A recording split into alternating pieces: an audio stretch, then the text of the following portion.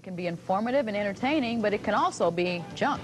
Tonight, Ray Rice gives us an example of all three on a billboard. Indiana's Own is just ahead on News 8. Competitive and creative business, and sometimes the effort is, well, a bit unusual. Such is the case of a billboard in Broad Ripple that has a very simple message. Ray Rice has the story for us in tonight's Indiana's Own. Ray?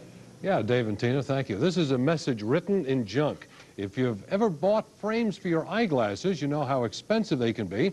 Well, you're about to see probably the most expensive, the largest, and the most unusual frames you'll ever see. So there you are in Broad Ripple, operating your eyeglasses business and trying to come up with an imaginative advertising technique. And then in comes your agency rep.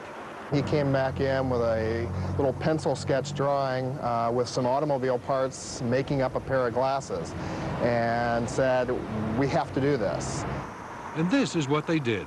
They made a huge pair of eyeglasses out of junk. About 1,000 pieces of this and that bought from a salvage yard. Broken things that somebody threw away. A couple of artists spent nearly 3 months welding all that stuff into a display that weighs about 5,000 pounds. And they hung it on a cantilevered billboard called a flag. Because of the enormous stress, the structure had to be reinforced.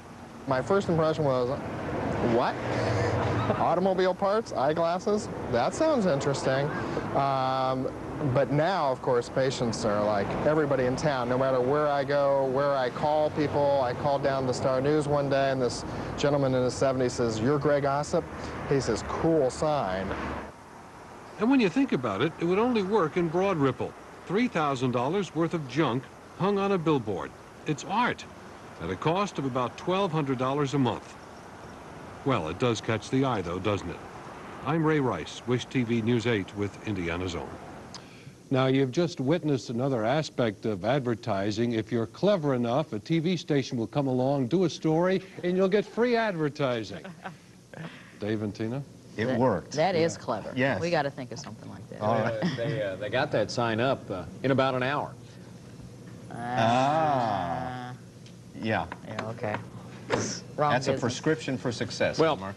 anyway, more Yeah. bad attempts at trying to make one giggle.